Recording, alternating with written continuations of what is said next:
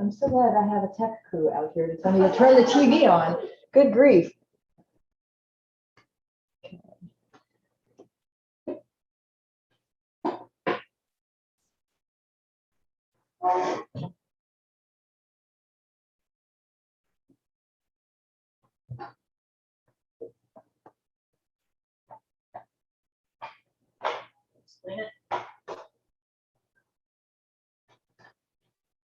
I've done this before, I swear. It's just hard to see from here. Yes. HDMI 1, please.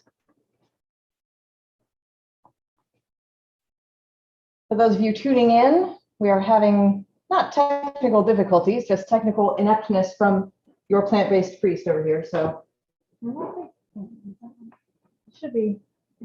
Let's see. Oh, there it goes. Yeah. All right. Okay. And here I am. All right. Hello, everybody. Hello to our in-person guests. We have a nice crowd in here tonight. Hopefully, we've got a nice crowd that's watching right now from home, either on Zoom or YouTube or Facebook. I'm so delighted that you're here. I am the plant-based priest, and tonight we are making all plant-based, all Korean dishes. I was in the military for a little while, and when I was in the military, I studied Korean. This was out in Monterey, California, and my very favorite part of learning Korean was the fact that we went out to Korean restaurants so that we had a cultural education in addition to a linguistic education. And it says something about me that almost 20 years later, I remember nothing of Korean except for how to talk about the food. So that comes in handy from time to time. Korean food has a lot of the same flavors that you will find in a lot of Asian cuisine, but it's very heavy on the sesame and it's very heavy on chili. It not as like burn your mouth off heavy on the chili, but as it kind of adds a good depth of flavor. It's not too hot, but it does give you a little bit of a zing on some of this stuff. So we're going to be talking about some of this tonight. And all of this, it required a lot of knife work today and a lot of prep, most of which is pretty basic stuff. But one of the things I wanted to show you was how we make a daikon radish.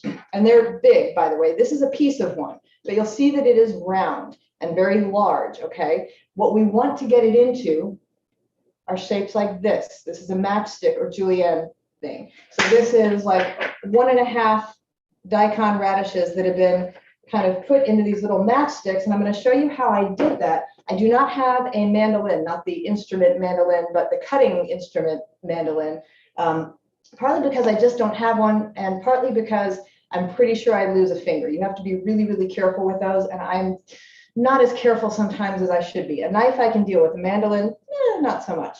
So how do we get a round, big vegetable into square-ish shapes like that? I will show you. So you stand it on end. It's always better to work with manageable chunks because you're going to want it to be in that size anyway. So this was about 3 times bigger. I peeled it. You have to peel your daikon radish, cut off the ends, and then I put it into more manageable chunks like that. So what I'm going to do is cut the sides off as evenly as I can, all the way around, just 4 cuts all the way around. And you can either save these if you're not, you can use these and cut them up into strips if you're not picky. I'm going to set them aside. But now what we have is a square, right? So this is going to make it a little bit easier. So lay it down flat and cut these nice little planks, about 1/8 of an inch or so. Try and keep it as even as you can. Of course, it's not going to come out perfectly, but that's all right. So now we have these little rectangular planks, just like that. And then you can just stack them up and slice them into those nice little matchsticks that you were hoping to get earlier. It's really pretty simple. Just trim off the round parts so what you have is a square, and squares tend to be a little easier to cut evenly than stuff that is curved or round, unless you stack them up and they're slippery, which is what just happened. But that's all right. We're just going to keep going. So now we have nice, even daikon radish pieces. For the next part of this reason we're putting this first It's not going to take very long to put together once it's ready to get put together, but it's got to get salted so it draws out some of the liquid and makes it nice and crispy. So I'm just going to sprinkle some kosher salt right into this radish, massage it in there. We're going to let it sit for about 15 minutes or until I remember that it's sitting there. Okay. Set that over there for the time being. And I want to show you something. It's a little bit cheating, but when you use as much garlic, oh yeah, sesame oil, chili, garlic, lots of garlic. I hope you guys have understanding friends and family because you're going to walk out of here smelling like garlic. And so I was talking to somebody about this today, as a matter of fact. Garlic really is good for your immunity because of a number of different reasons. But I happen to think it's good for your immunity because if you eat enough of it, nobody wants to get anywhere near you. So that helps to keep you safe. But when I was at the Asian market buying a lot of the different ingredients, I saw this. These are already peeled garlic cloves. And there was something in me that went, no, Susanna, that's cheating. Don't buy it. And then I thought, have you looked at your recipes? Just buy the peeled garlic cloves. It made my life so much easier today. So do it. If you like to use a lot of garlic, if I was only using a few, I would go ahead and crack them and peel them and do all that thing. This helps a lot. So we're going to use that garlic. Well, I've already used it, but we're going to move on while our daikon radish is getting salted over there. We're going to start the kimchi stew because that has to simmer for a little while. So we have a nice heavy pot here, not this one. This one is for the noodles later. And I don't want it to boil over. So we have a nice heavy pot here, and it's going to have a lid on it. And we're going to start it up at medium heat. Medium heat. That is very important with this because what we're doing is we're sauteing kind of the preliminary ingredients in sesame oil. Sesame oil will burn if you look at it the wrong way. So medium heat, not high heat. It's almost as bad as garlic if you overheat it. It ruins the whole flavor of the dish. So I've got this on about medium low. I really don't want to mess it up. And it's about 2 teaspoons or so, but I'm just going to drizzle some in the bottom. Just like that. And then what we have here to get the dish started is some kimchi that's been drained and chopped up into bite-sized pieces. You also have some kimchi on your table. Let's talk about that. This is like the signature food of Korea. It is fermented cabbage. And it's also got some onion and some garlic and some chili pepper. It is wonderful. Is it an acquired taste? Possibly. If you like sauerkraut, you will love kimchi. It's like sauerkraut on steroids. And it's also nice and a little bit spicy. But it's like Napa cabbage, chili pepper, onion, garlic, a bunch of other different things that are in there.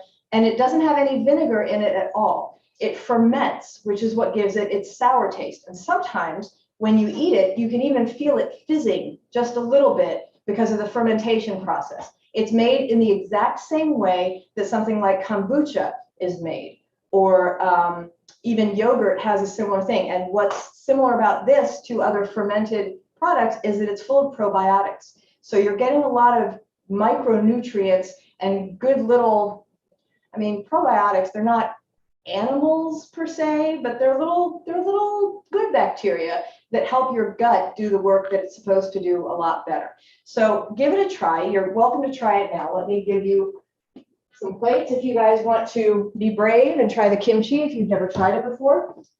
It's a good intro into that. But the kimchi has been chopped up. It's got some onion and some green onion in there. I'm going to dump it in there. We're going to saute that just a little bit in that sesame oil, just until the onions start to get a little bit translucent.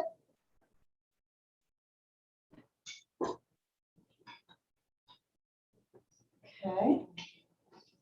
And what we've got ready are a bunch of things that go into this kimchi mixture that we're sauteing that really help to give it a very distinctive flavor. So we've got chili garlic paste. I live for this stuff. I always have a jar of this in my fridge. I put it on everything that isn't sweet. It's wonderful. It's good in soup. It's good in like not meat, meatballs. I love it. So chili garlic paste is a very distinctive flavor in Korean cuisine. The other thing we have here is fermented soybean paste called doenjang, which is very good. And this is one of the workhorses of the Korean kitchen. This is red pepper powder. If you ever go to like an Italian restaurant and you see the big flakes and seeds of chili that you can sprinkle on your food, this is like that, only much more finely ground, and it's called gochugaru. So this, again, this is going to show up in almost everything that we make tonight. So as the kimchi and the onions start to cook away in here, it smells, well, it smells like it did before, only stronger. How do you like the kimchi, by the way? So good. Yeah, it's good, right? I love it. Somebody asked me the other day, they said, fermented, don't you mean that, isn't it rotten? And I said, it is not rotten. It is fermented, the same way that kombucha and yogurt and anything that you let sit for a while naturally ferments. Or like beer. Think of it as non-alcoholic cabbage beer. Don't think of it like that. Forget I said that. That's not helpful. I'm sorry, I should never have said that. So the kimchi is just about ready to start seasoning with all of these really distinctive things. So I'm putting a tablespoon of this gochujang in there. Plenty of garlic for the kiddos. Everybody loves garlic, right? And I'm also going to add a half teaspoon of this doenjang, which is the soybean, fermented soybean paste. It's a little bit like miso, but it's much darker, and it's got a much richer flavor. Very distinctive flavor, very strong. That's why it's only a half teaspoon. And then we're going to add a teaspoon of the gochugaru as well, and let that all cook with the kimchi and the onion that's in there. We're going to need a lot of this later, so I'm not really putting it away. I'm just moving it over to the side. So once you get all of those different seasonings and pastes in there, you want to make sure it's worked really well into the chopped up kimchi and onion and everything else.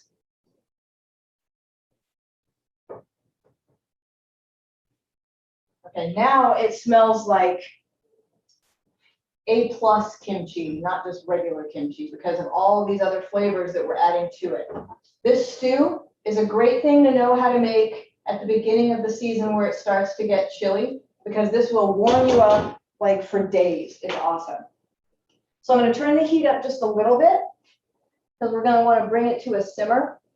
This is a 1/4 cup of reserved brine from the jar of kimchi. So that's all going in there. And then I just have some basic vegetable broth. I didn't feel like making any today, so I caved. Bought the store-bought stuff. Don't judge me. Store-bought garlic, store-bought stock. Where is it going to end? I'm just going to be bringing McDonald's in here one of these days. So 3 cups of the vegetable stock.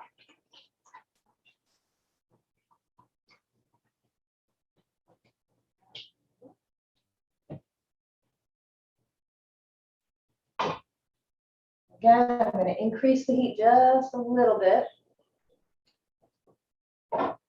Want to get good and hot in there. And the recipe says maple syrup. I have more coconut sugar right now than I do maple syrup. And what we're looking for is not overpowering sweetness, but just a little something to offset the salt and the spice. Again, like a lot of Asian cuisine, salt, sweet, spice is in good balance is what we're going for here. So just a little bit of this maple sugar, or I mean coconut sugar or maple syrup if that's what you have. So 2 teaspoons of either maple syrup or coconut sugar. You can use regular sugar if you want. We talked about that, I think, either last time or the time before. The reason most plant-based or vegans don't eat regular refined white sugar is because it uses animal bone to bleach it out. It's called bone char. And so regular white sugar tends to be refined using that process. And so we're trying to avoid getting into all that. Unrefined sugar is good, or vegan sugar is good, or coconut sugar, or maple syrup, etc. We're going to add some mushrooms. The recipe says dried. I have fresh, and I prefer fresh. So fresh shiitake mushrooms going in there. And give it a good stir. We're going to let it come to a boil here. I'm going to turn up the heat just a little bit more. And once it does that, we'll drop the heat and then let it simmer for about 20 minutes. We've got a bunch of other stuff that goes in there, but we don't have to deal with that right now. while that's coming to a boil, and I better keep an eye on it because it will, like in 2 seconds if I'm not paying attention, I want to talk about our cucumber salad. So that's coming up next. So cucumber salad, I don't recommend using regular cucumbers for that because you want it to be super crispy. So if you can find pickling cucumbers, like the little ones called Kirby cucumbers, those are great. You can also use English cucumbers, which is what we're using tonight. And I mean, it doesn't really get any easier prep-wise. You're just slicing really thin slices of cucumber until they roll off the counter and onto the floor. And then you just say, well, that's one we're not going to be using. If I was by myself, I'd eat it, but I have a reputation to uphold and I don't really want to gross you guys out. I'm starting to boil, I can hear it. So let's slice up the rest of this cucumber. My knife technique, by the way, is awful. Do not do what I do. You're supposed to do that thing where you like curl your fingers under so that you're not hitting the tips of your fingers. I have never been good at figuring that out. I've always been the person that holds, now I'm thinking about it. I'm probably going to cut myself because I'm thinking about it. But I work faster when I just do it this way. And I've had people yell at me multiple times for doing it wrong, but so far, so good. Now I don't want to cut anything else for the rest of the night because I've said that. But we'll just keep tossing the cucumbers in here.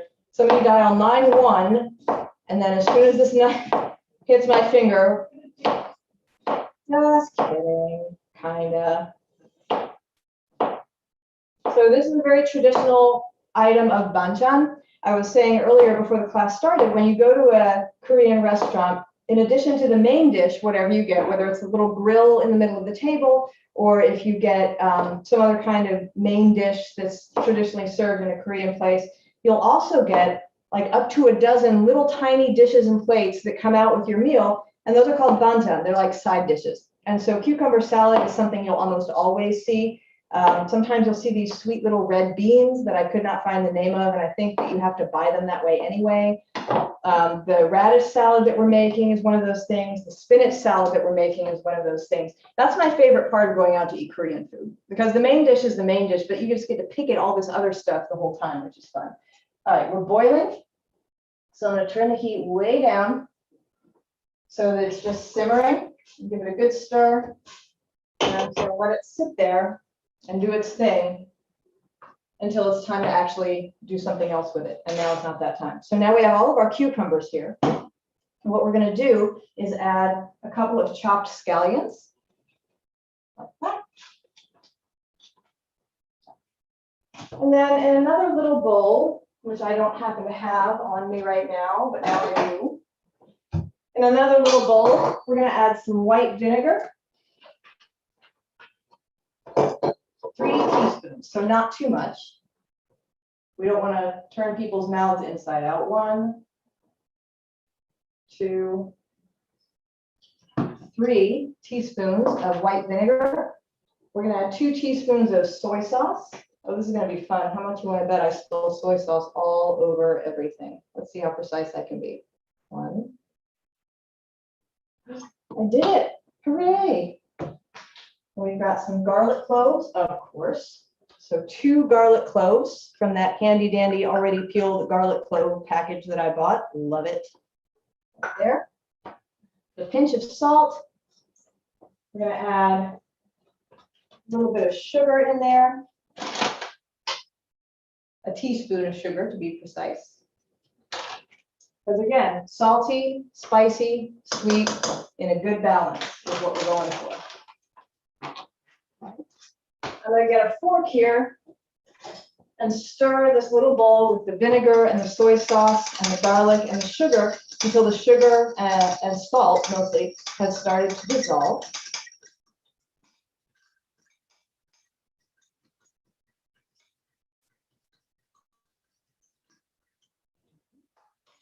What? I'm going to pull some of these cucumbers out and set them aside because this is a lot of cucumbers and not that much dressing. If we have enough dressing, I'll add the cucumbers back. You got to be flexible, guys. Okay, so pour this dressing of the vinegar and soy and garlic and salt and sugar into the scallions and the cucumber and mix it up really well. Oh yeah, beautiful.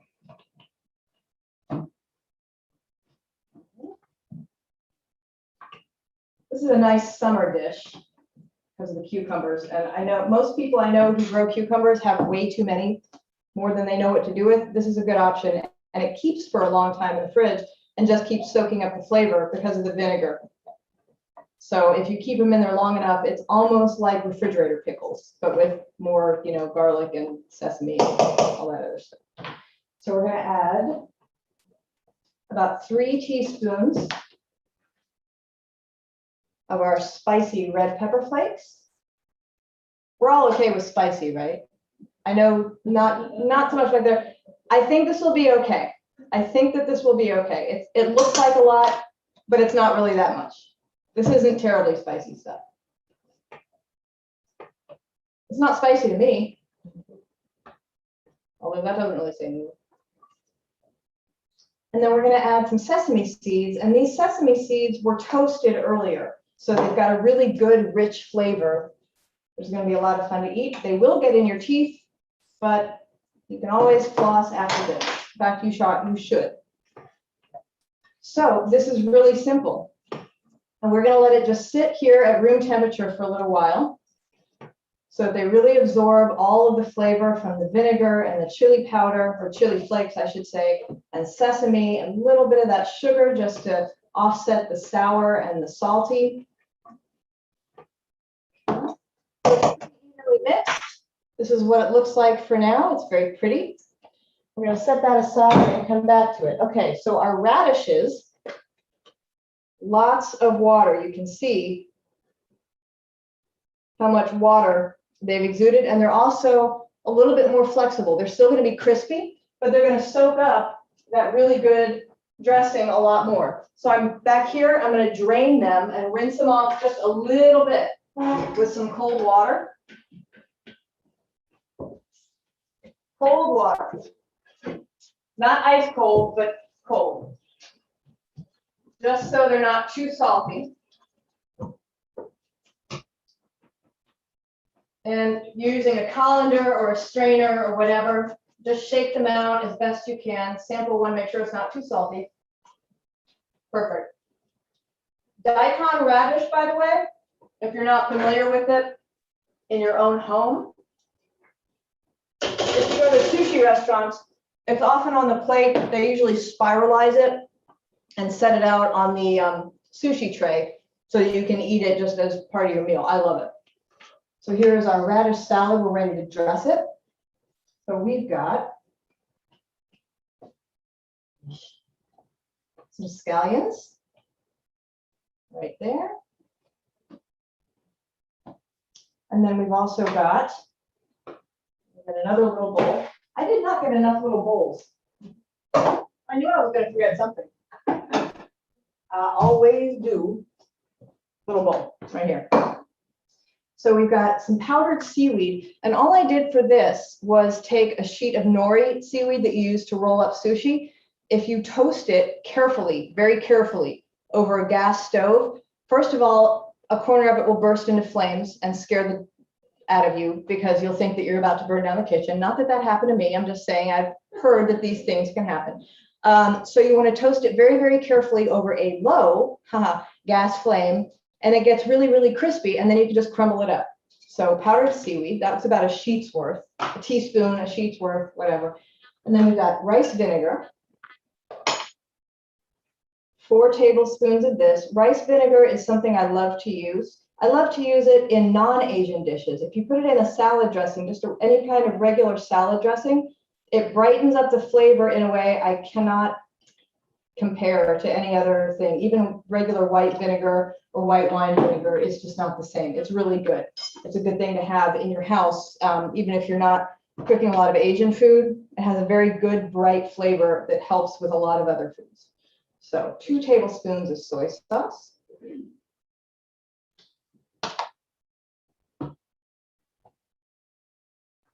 And where is my magic chili garlic sauce? Yeah, you know, the recipe calls for 4 tablespoons. Let's do 2.5. Let's just do 2.5. And if we want more spice, I'll be happy to put this on the table. And you guys can add more spice if you want. Yeah. So this is the dressing for the Daikon salad. We've got these nice salted, drained, rinsed, shredded pieces of radish with a little bit of scallion in there. And then we've got the rice vinegar, soy sauce. What else is in here? The chili garlic paste and the seaweed. Pour all of that in. And then we're going to add 2 teaspoons of these toasted sesame seeds.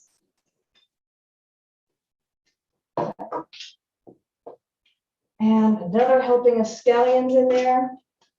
And I'm going to use my hands for this because I really want to massage all of this good stuff into these nice pieces of shredded up radish. Oh, so tasty.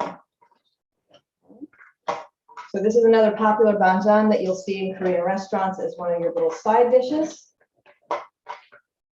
So just like the cucumber, we're going to set that aside so that it can kind of soak up all of that good dressing. All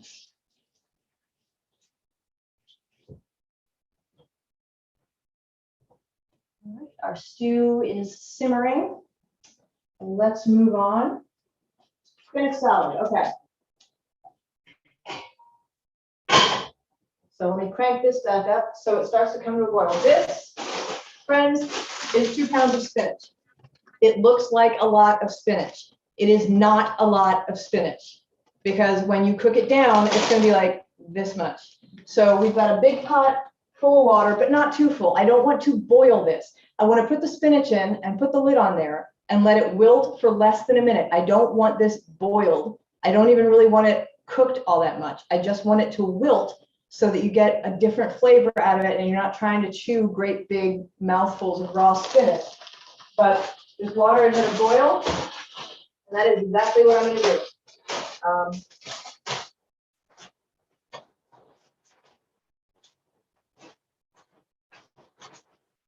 Oh no, there won't be room for the second one. Oh yes, there will.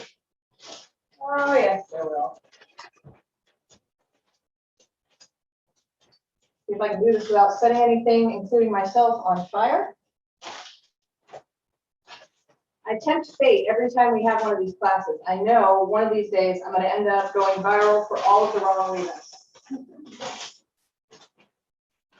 Did you see that crazy priest in New Jersey who practically killed herself on cooking class? Garlic didn't help her any here. All right, so we're going to let that sit for just under a minute. And I am going to get some tongs. Yep, because the bottom layer is already doing that thing that we want it to do, and it's already just disappearing into this water. All right.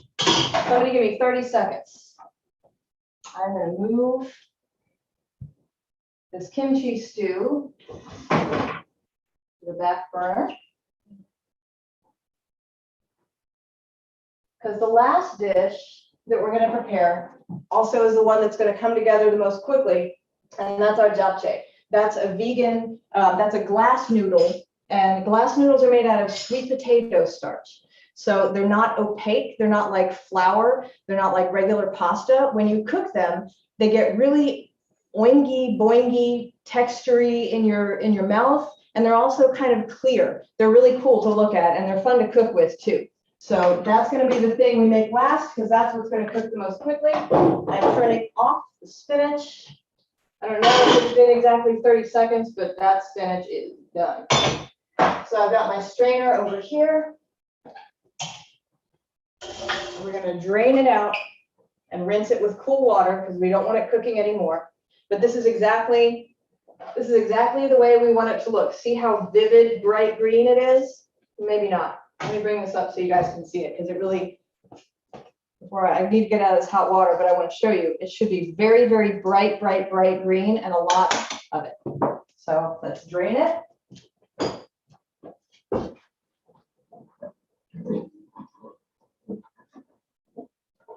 Somebody tells me that spinach water was probably healthy and I should have done something with it. But as dedicated as I am to plant-based eating, I don't think I can drink spinach water. Even I have to draw the line. Turn that heat down just a little bit more in the back for that stew. I'm going to rinse the spinach with cold water. to stop the cooking process. And also, because I want to get my hands in it, and it is really, really hot.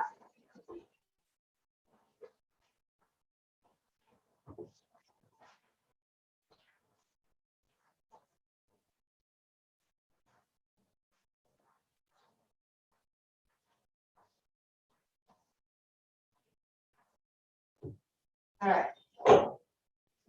So we're going to let that cool for a minute. Meanwhile, our noodle water has come to a boil. This is what the noodles are. Right here. Sweet potato noodles.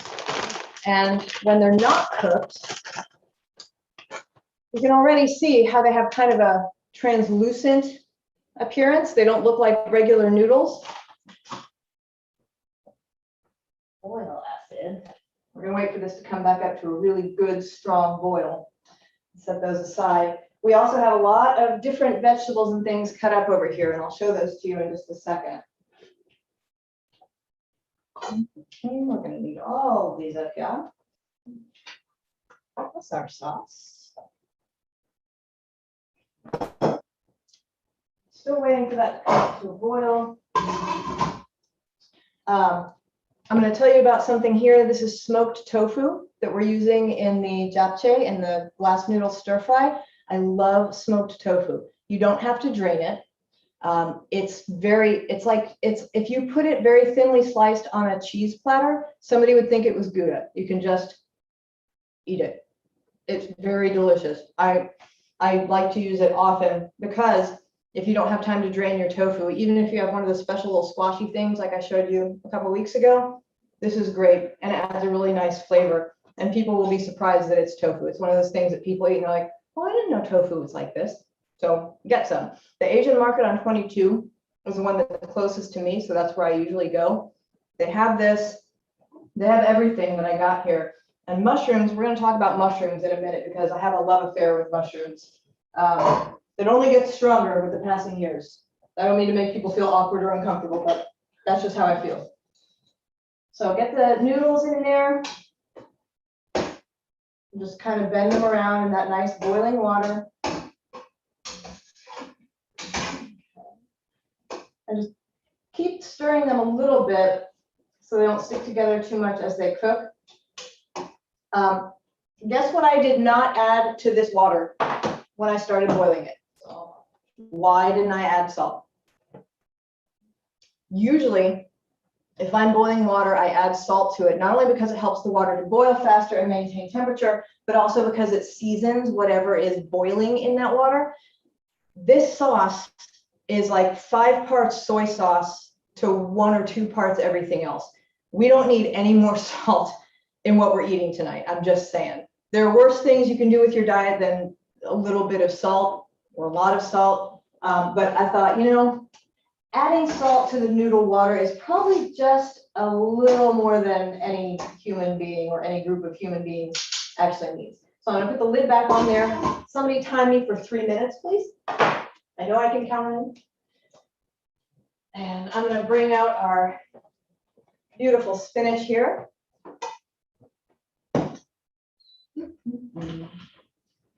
Brought all these up. I've got to move them back out of the way. Grab the cutting board because that one's looking kind of manky. So now for the spinach salad.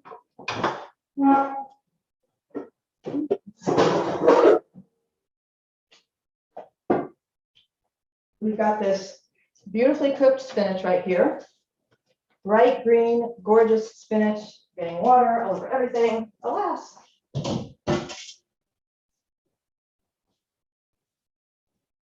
So you can actually take this great big ball of spinach in your hands, a little bit at a time, and squeeze a lot of water out. Spinach, like many other vegetables, is mostly water. And we don't want watery salad. If you were hoping for individual like salad type leaves in your spinach salad, this is not the spinach salad for you because this is wilted spinach. And so as the name implies, it's wilted and not crisp. but it's going to taste great. Even if you don't love cooked spinach, there is so much garlic and other flavor in here. Believe me, it won't bother you. Okay, wipe that excess water off. So now we've got our cooked spinach, and we're just roughly chopping it.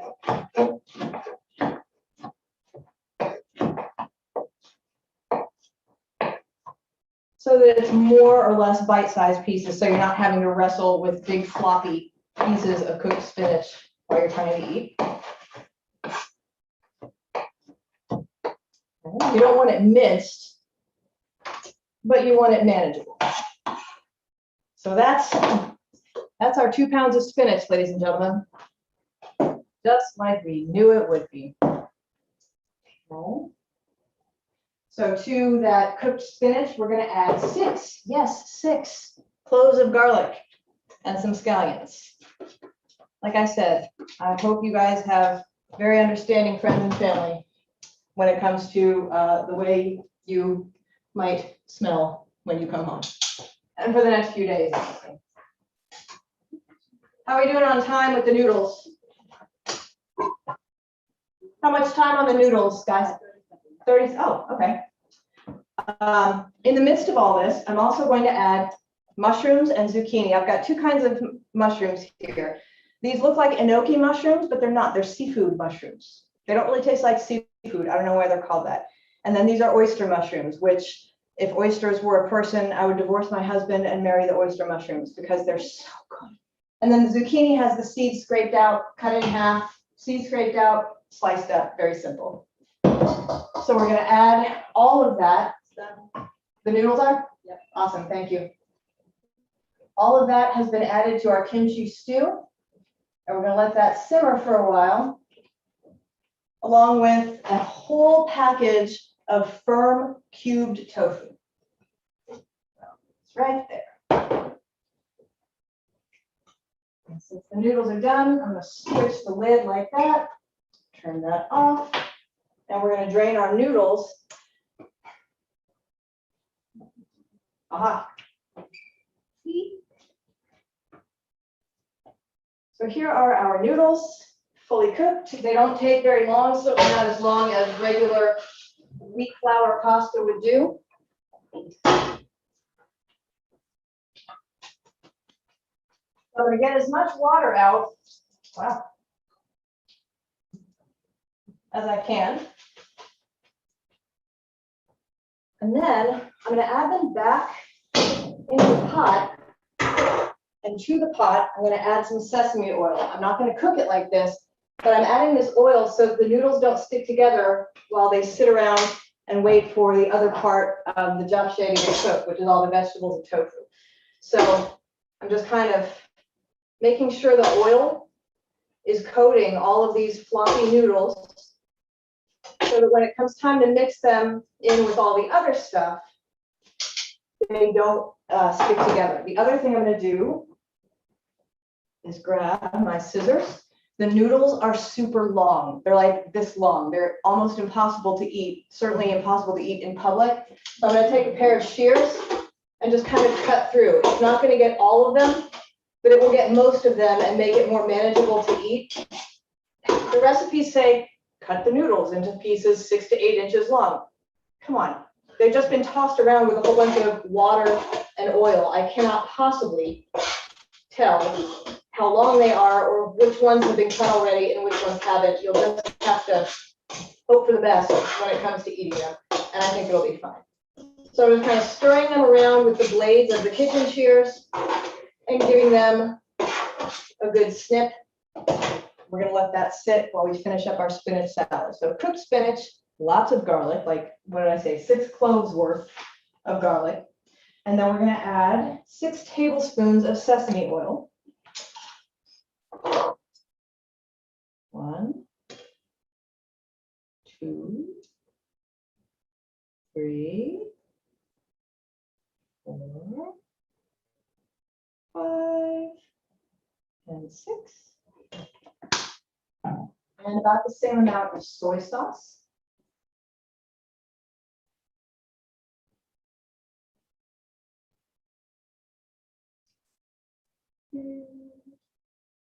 And it will really soak all this up. It's nice that the spinach is still warm because that'll help it to soak up all of this flavor.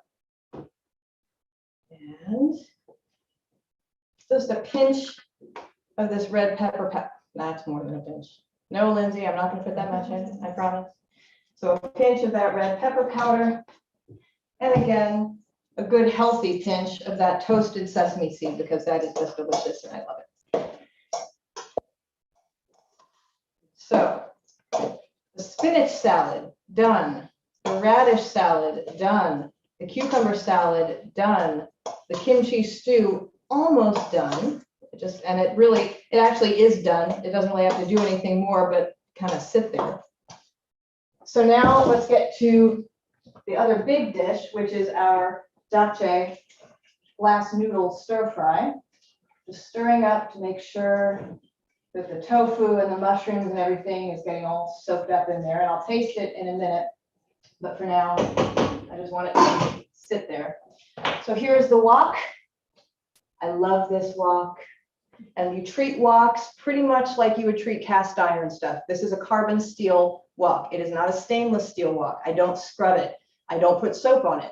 I rinse it with hot water. If there's something that has adhered to the surface when I'm cooking in it, I'll try and scrape it off with my fingernail. Otherwise, if it becomes one with the wok and gets sealed into part of its very being, that's what gives the food character. You know what I mean?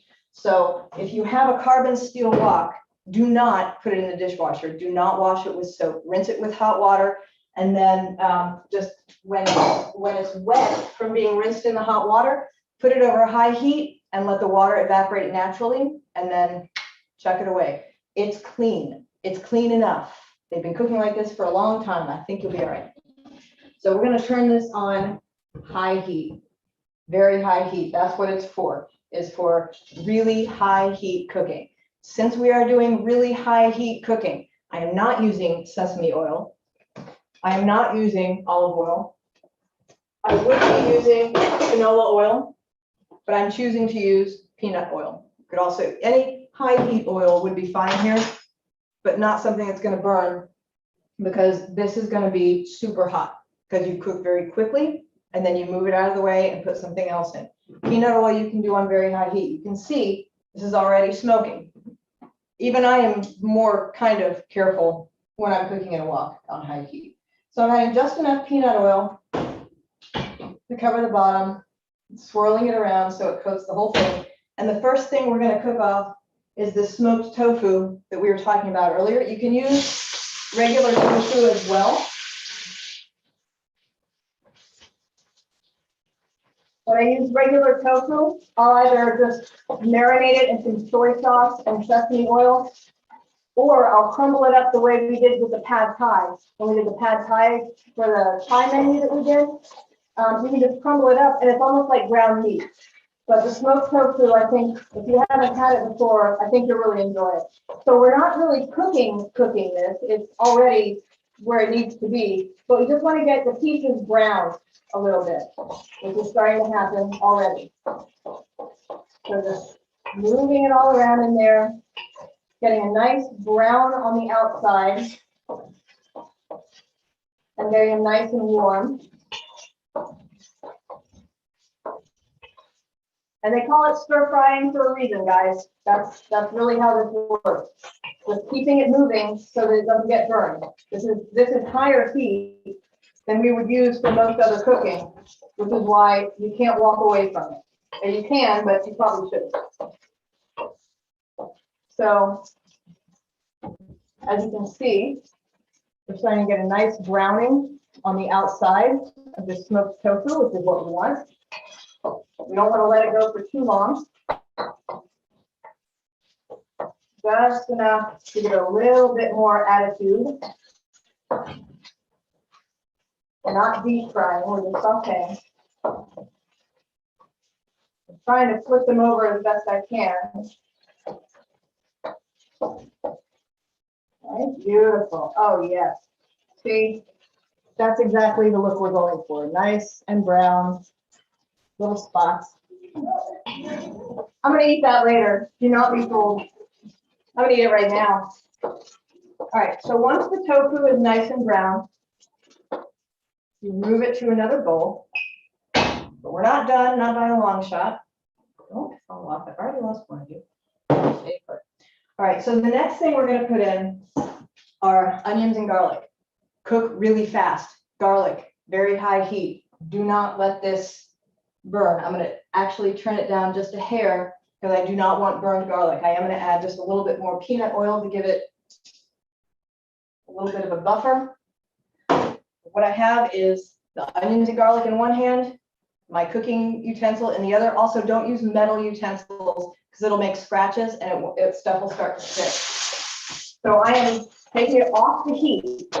It's really hot, but I'm not going to keep it on the heat because I do not want my garlic to burn. It's hot enough so that it's cooking without being on the heat, but my garlic is not burning. Pretty soon we're going to add vegetables to it, and that will help buffer the garlic even more. It's turning golden, which is what I want. It's not turning black, which is what I don't want.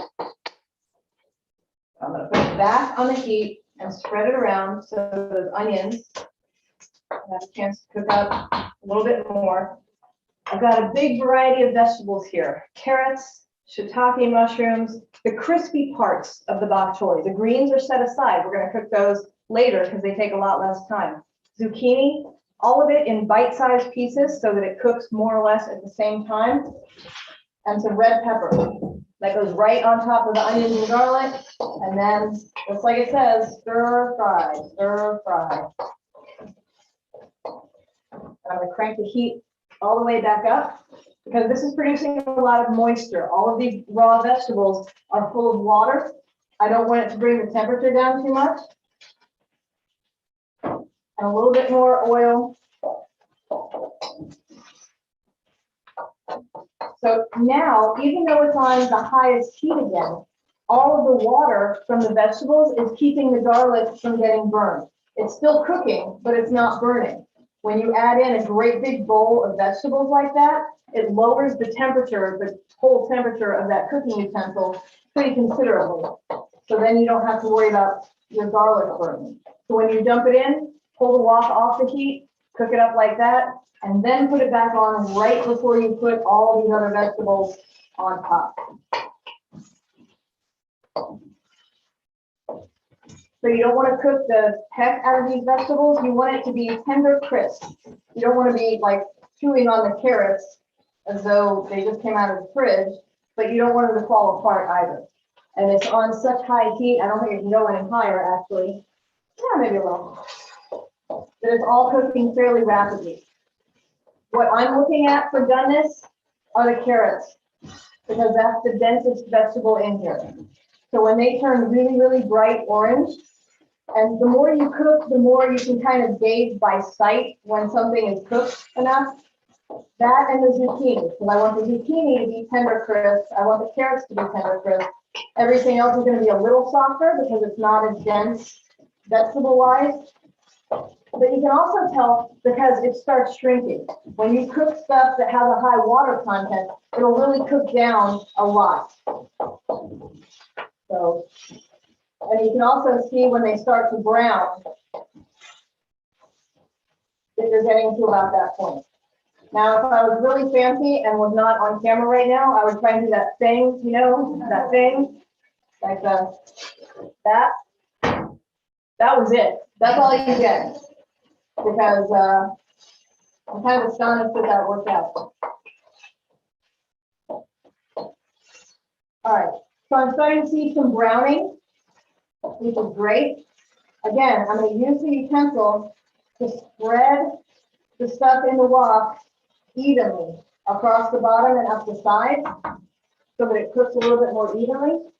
I'm going to add a bunch of greens. This is the Bok Choy Greens. I love baby Bok Choy. The greens are going to cook the most quickly, so that's why I toss those in towards the end of the whole cooking process. God, what do I have left? Okay, good. And so the greens are going to wilt down very similarly to the way the spinach did earlier.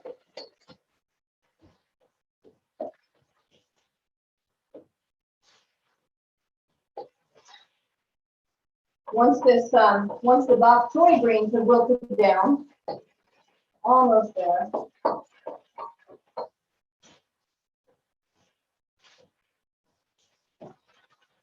This is so vivid and beautiful. It's almost a shame to eat it, but not really. And guys, this is loaded with vegetables. And here's the thing about this. If I'm putting vegetables in this tonight that you don't like, make this anyway with other vegetables. If you want to add different kinds, do that. It's like any other stir fry, it's infinitely flexible. If you'd rather have something else in there, put something else in there. I made this as like a test run. No, it wasn't a test run because my husband said, "Can I get any japchae? I don't get any japchae. I want japchae." So I made some, but that had like broccoli and cauliflower and other stuff in it, and it was still delicious. So what you like, make that happen.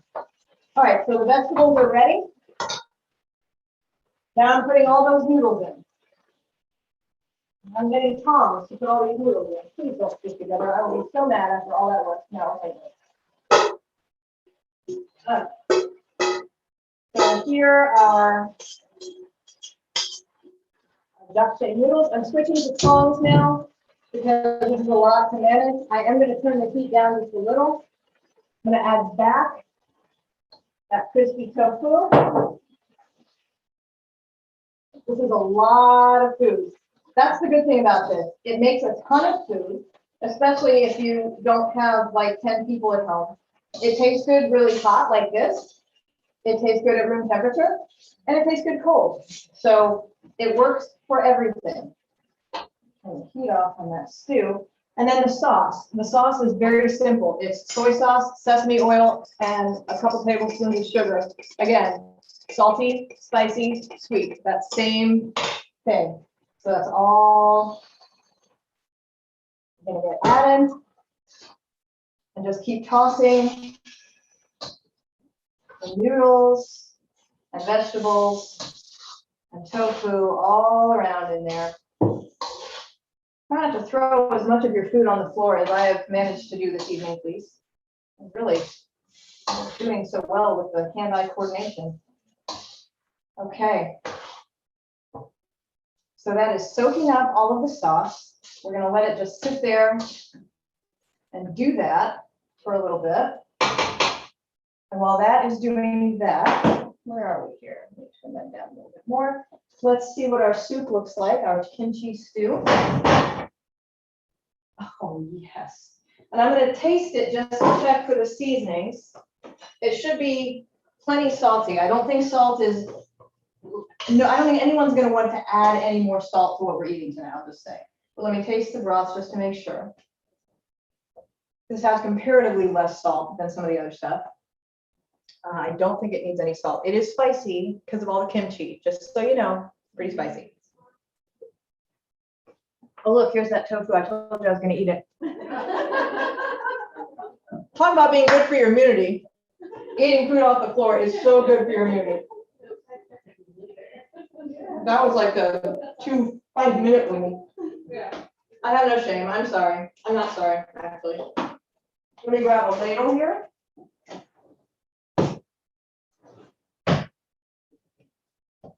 So for our kimchi stew, oh, that's right. I was going to talk to you guys about mushrooms. So tonight, I'm only using 2 different kinds of mushrooms.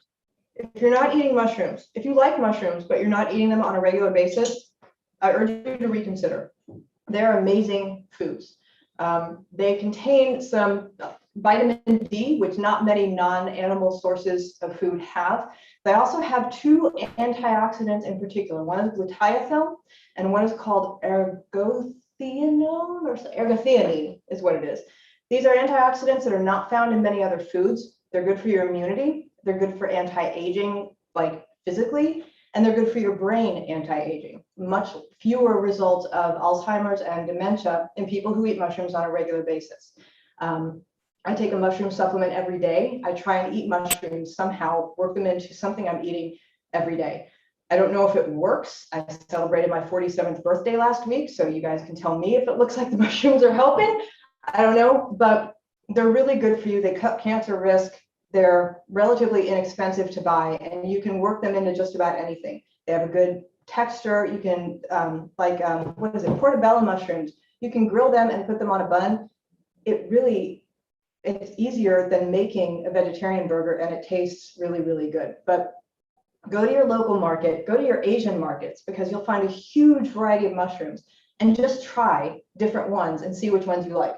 The oyster mushrooms that are in the stew tonight, I put some of those in yesterday's japchae, and I wanted to crawl off into the corner. I made a whole separate stir fry out of them today. Kevin, what's your question? You can get wild pick mushrooms at the farm. Oh, yes. Thank you for reminding me. There is an awesome mushroom grower at the farmer's market on Saturdays. I made a risotto with some of his mushrooms a couple of weeks ago and thought I was just going to ascend directly into heaven. And it had nothing to do with me working at the church and being a priest. It was just the mushrooms were so freaking good. So yeah, this is my public service announcement to all of you today. Eat more mushrooms. They are life-changing. So our food is ready, and I'm going to show you how we're going to set this up. We have bowls right here. So I'm going to ladle up a good helping of this kimchi stew. And I've saved back some of these so-called seafood mushrooms as a little bit of a garnish. So let me show the folks at home. Here's our beautiful kimchi stew. It's very, very heavy. And then we've got a big plate for our japchae. So this is with those glass noodles and tofu, bok choy, carrots, zucchini, all kinds of good stuff, red pepper. So nice little helping of that. And then our little plates, which is why we have little plates. We've got another set of tongs here. So for that, we have our radishes. So a little helping of the radish, a little helping of the cucumbers, and then a little helping of the spinach salad. So this is what all of our little dishes look like. So we're going to enjoy this meal. Our next class is going to be not October 5th, October 12th. October 5th, I have another engagement that I've got to deal with, but October 12th, we'll be doing some other kind of food. I don't know yet. I had really good tacos the other day, so I'm thinking about trying to duplicate tacos al pastor, maybe a Mexican themed evening. I'm not sure yet, but again, if you have suggestions, all you have to do is let me know and I'll research it and see if I can make it happen. In the meantime, thank you for joining me online through Zoom or Facebook or YouTube. Thank you for being here in person. I'm glad we all get to eat dinner together. Remember, you were created by love for love. So please go out and be love. Have a great night, everybody. Bye-bye. What, no clapping today? Come on.